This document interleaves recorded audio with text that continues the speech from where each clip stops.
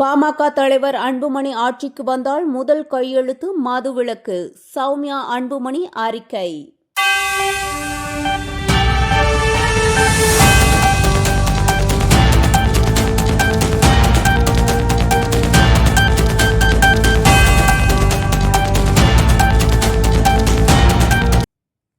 இரண்டாயிரத்து 26 சட்டமன்ற தேர்தலில் பாமக தலைவர் அன்புமணி ராமதாஸ் ஆட்சிக்கு வந்தால் முதல்வராக கையெழுத்திடும் முதல் ஆவணம் மதுபான ஆலைகளை மூடும் நடவடிக்கை என பாமக தெரிவித்து வருகிறது.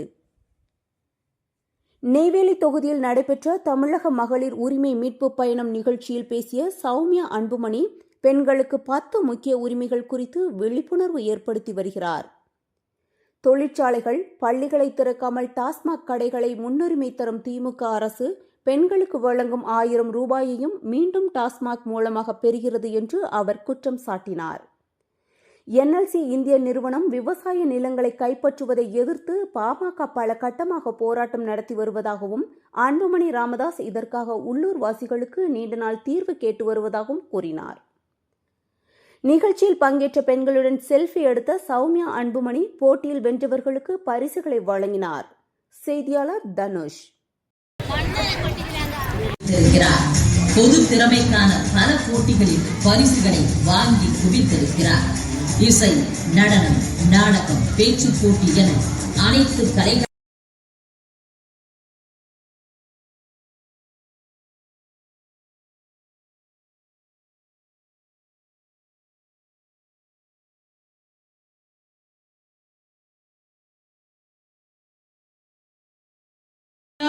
அந்த இடத்துல இவங்க எல்லாரும் அரெஸ்ட் ஆனாங்க தெரியுமா? டிவியில பாத்தீங்களா? எப்ப நடந்தது? 2 வருஷம் முன்னாடியா? 2023 24 NLC நிறுவனத்தை எதிர்த்து மிகப்பெரிய போராட்டத்தை நடத்தி அப்ப நம்ம மாவட்டத்தை என்ன பண்ணாங்க? மக்கள் வஜ்ரா வாகனத்தை எதிர்த்து நின்னாங்க. பாத்தீங்களா? அத காசு கொடுத்தா கூட எதிர்த்து யாரும் நிக்க மாட்டாங்க. டெல்லியில நடக்குமா? காசு கொடுத்து வஜ்ரா வாகனத்தை எதிர்த்து நில்லுங்கன்னு சொல்லி காசு கொடுப்பாங்க. ஆனா இங்க அப்படி இல்ல, எதுவுமே இல்ல. உரிமைக்காக போராடி அந்த அவ்வளவு பெரிய போலீஸ் எல்லாம் எதிர்த்து மக்கள் நின்று போராடினாங்க.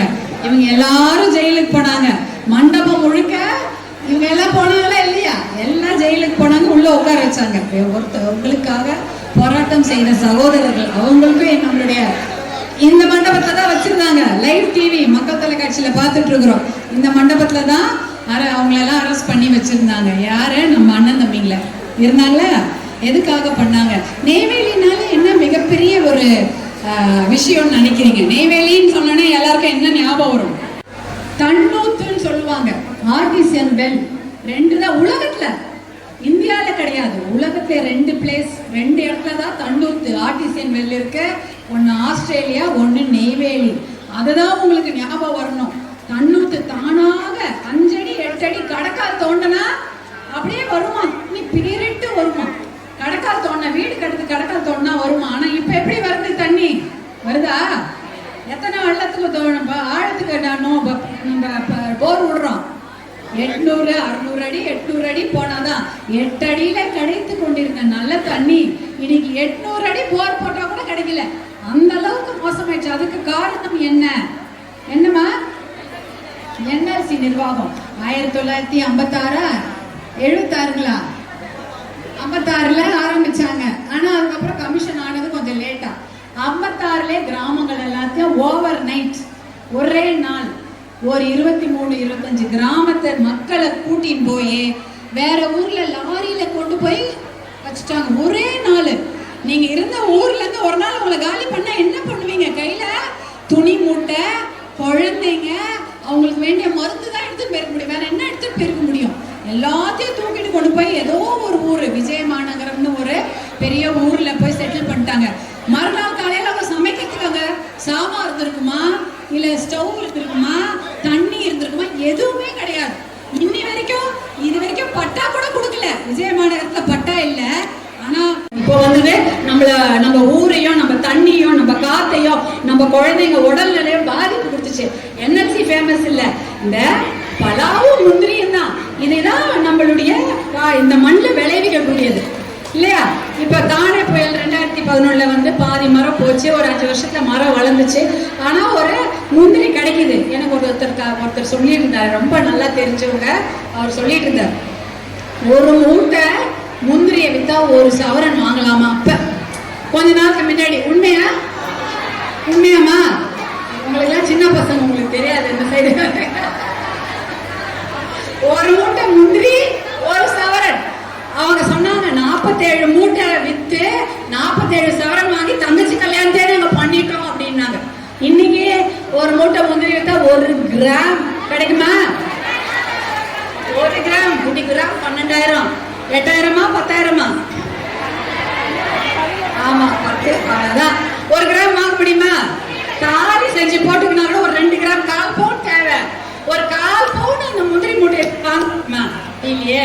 ஸ்கூல் பசங்க லஞ்சா அடிக்கிறாங்க, ஒரு பெண்ணு பாலியல் பலாத்காரம் பண்ணி நகர டவுன்லயே போட்டு போனாங்களா, ஏதோ ஒரு ஆபீஸ் எதிர்க்கே போட்டு போன, எஸ்பி ஆபீஸ் முன்னாடியே போட்டு போயிருக்கிறாங்க. இதெல்லாம் எவ்வளவு அநியாயம். இதெல்லாம் ஒழிக்கணும் அப்படின்றதுக்கு தான் உங்க அண்ணன் உங்க பின்னாடி நிக்கிறாரு. நீங்க அவரோட இருங்கன்றதுதான் நானும் இன்னைக்கு உங்ககிட்ட கேட்டுக்கிறேன். இதெல்லாம் நம்ம எல்லாம் ஒன்னா செய்தா கண்டிப்பாக நல்ல ஒரு தமிழகத்தையும் நல்ல ஊரையும் நமக்கு உருவாக்கி கொள்ளலாம். நெய்வேலிய மிகப்பெரிய நல்ல பசுமையான நகரமாக, உங்களுக்கு எல்லா வசதியும் இருக்கக்கூடிய, உங்களுடைய உரிமையை மீட்டு தரும் ஒரு வேலையாகவே இந்த நெய்வேலி நகரத்தை நாம கொண்டு வர முடியும். அதற்கு உங்களுடைய ஒத்துழைப்பு தேவை. கிராமத்துல போய் இதெல்லாம் சொல்லுங்க. உங்க அண்ணன் தான் இதெல்லாம் செஞ்சார். இன்னைக்கு விஜய மாநகரத்துக்கு பட்டா வாங்கி கொடுத்தது அண்ணன் தான். அதே போல அந்த காலத்துல நிரந்தர, அதாவது கான்ட்ராக்ட் பேசிஸ்ல வேலை செய்தவங்களுக்கு எல்லாம் நிரந்தரமான வேலையை கொடுத்ததோ பாட்டாளி மக்கள் கட்சி ஆட்சியில தான். 600 பேருக்கு நிரந்தர வேலை பண்ணி கொடுத்தது பாட்டாளி மக்கள் கட்சி மந்திரிங்க தான் செய்து கொடுத்திருக்காங்க. பெருமிதம் கொள்ளும் சௌமியா அன்புமணி அவர்கள் ஒவ்வொருவரும் தனித்தன்மையுடன் விளங்க வானம் போல் விரிந்த அன்பை பொழிந்து ஊக்கம் கொடுத்து உற்சாகப்படுத்தியவர். செய்திகளை உடனுக்குடன் தெரிந்து கொள்ள நம்ம வேதா நியூஸ் டைம்ஸ் சேனலை லைக் பண்ணுங்க, ஷேர் பண்ணுங்க, கமெண்ட் பண்ணுங்க, மறக்காம சப்ஸ்கிரைப் பண்ணுங்க. பக்கத்துல இருக்க பெல் ஐகானையும் கிளிக் பண்ணுங்க. அப்பதான் நாங்க போடுற வீடியோஸ் உங்களுக்கு நோட்டிபிகேஷன்ல வரும்.